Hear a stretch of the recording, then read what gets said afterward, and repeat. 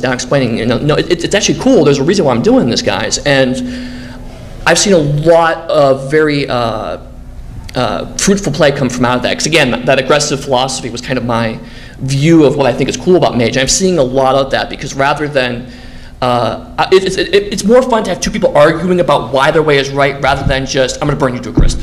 And with a lot of mana and a lot of magical power, there's no reason why you shouldn't. And so I like burning people to a crisp, actually.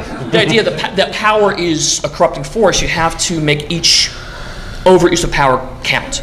So yeah, I have seen it. I mean, every group has their own play styles, and I've seen people have a really fantastic time with high levels of mana, and everyone can just throw lightning bolts wherever, and people have a fantastic time, and I think that's great too. Don't get me wrong. My vision for the game is certainly not the right way of doing it, and that's why I have so many optional rules and tweaks on how to tweak the mana economy and the road economy, and Paradox was for that reason. But it does seem a lot of people are enjoying and gravitating to the idea of concilium politics as a replacement for Mage Battle.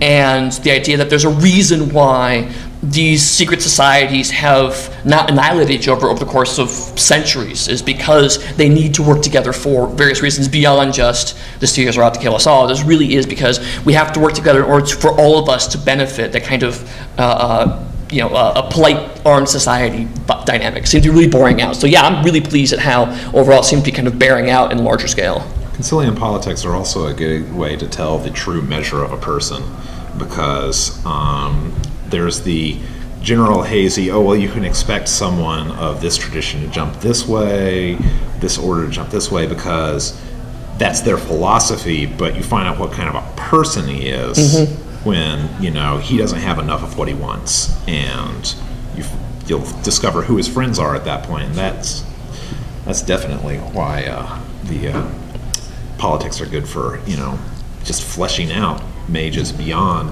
what they can do and what they believe. All right, you in the back?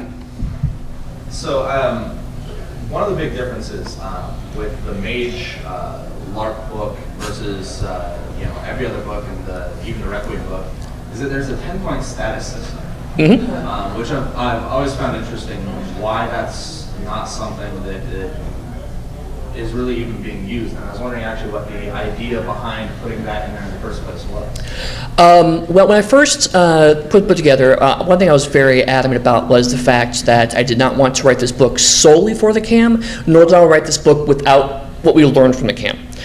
Because there were actually a large number of groups, live action groups out there who are playing Mage the Awakening, who've never been in the CAM or have, for whatever reason, have no interest in joining the CAM, but still have very vibrant games, 50, 100-person games. And so when I first started kicking this around, I still had the idea of the local status system, but as the game kind of evolved and as I did play testing, I realized that Mage seemed to be the one World of Darkness game that was going to escalate to larger scale societies more quickly because they had a tradition of ancient societies and that kind of Freemason feel. There's a lot of in-game momentum towards that kind of unifying, getting bigger. In fact, even early Silver Ladder references to larger conciliums and whatnot. So that was the groundwork was already kind of moving that direction towards how people were playing it. And so I said, the GAM may have an interest in this, but also other groups were having interest in having NPCs with higher levels of standing. And it really leads back to that toolbox mentality was that, as I said, we came in the design of your city is most important, and I still think it's very strong in the Mind's Eye Theater book, especially with rules like the fact that the head of the concilium actually gives a little tweak to certain kinds of arcana or certain kinds of magic because he's in control of the city. But I also felt that there are people both in the CAM and outside the CAM who benefited from having at least a nod towards mages possibly having a larger structure. So that's why I put those rules in there, and a 1 to 10 system seemed to me a logical extrapolation. And I do also kind of lurk on some of the global storyteller lists, answer questions from a company perspective, and I don't think I've seen that topic more debated by every single AMST since, because there was Kevin and like 3 others since then, and all of them have had a completely different view of that and what it should be doing and why it should be. It's been very polarizing in a lot of respects, but no one seemed to disagree that the idea of larger scale mage societies was incompatible with the material as we presented it. So, just as a point of clarification for people that might be watching this that aren't completely familiar with the CAM and AMST as a large global storyteller. I'm sorry, I'll try to be more explicit. All right, next question. Who we got? Sean. all of the books beautiful, lots of art and literary depth and philosophical journeys and esoteric, wonderful ideas. But really, when it comes down to it, sometimes you just want to roll the dice and kick the crap out of something. And one of the ongoing sources of humor in the original stuff, and I think it's come up, somewhat in the newer stuff, but definitely in the original stuff, was the almost Riftian, Palladium-esque kind of aspect of that. You had your vampires, and then Be gone. Well, you are banished. know where I'm going with this. The vampires and then the werewolves are like, oh my god, they're even more powerful and kick-ass. And the mages are like, oh my god, they're gods, with like bubbles of power running around. I just want to know, did you guys ever sit down and really kind of, hammer this out and play out the, my mage's going to kick the crap out of this major vampire? I mean, at what point did you guys sit down and... No. I want to know. I want to know what those table discussions were like. Bill? Not it. Do you have a dirty secret, Bill? No, not really. That's the problem. The problem basically was that as, Vampire was the first one, and so as it grew, that we got to see a little bit more of the powers and cooler stuff, and so one of the natural tendencies is, as the other games were being made, to amp it up too and say, oh, well, let's do as cool as that. And of course, the problem is it's not as cool as the starting characters, and so the balance is off. And that's the New World of Darkness we tried from scratch to say, okay, get this balance right. Even if it's a little off now and then, there's ways to counter it and stuff. And we actually did sit down and pit vampires versus werewolves versus mage and all that sort of stuff. And that's one reason, honestly,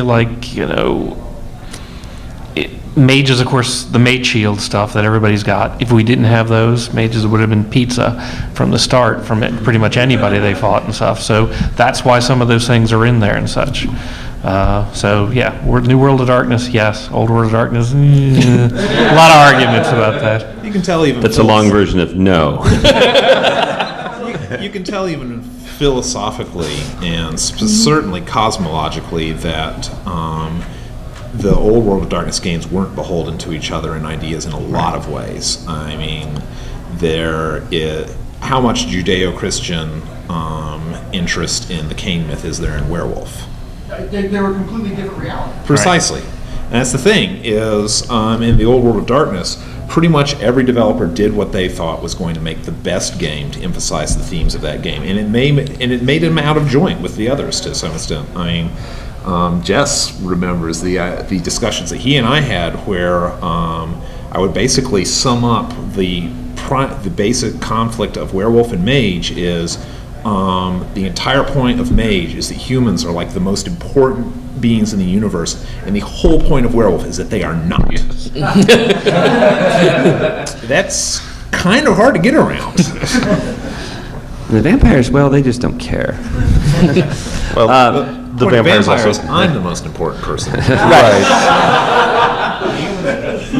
The vampires were not really part of a larger experience that the werewolves and mages were involved in any case. Once you brought cosmology into it and the consensual reality versus the whole idea that humans are, fucking up some greater thing than just their own little personal world, you started to get into the conflicts. Right. And there are ways to sort of make them reconcile because, of course, humans have to be important to a certain point for them to be stirring up all this stuff in Werewolf, but, when it all came down to it, there were a lot of werewolves who could convincingly argue that you could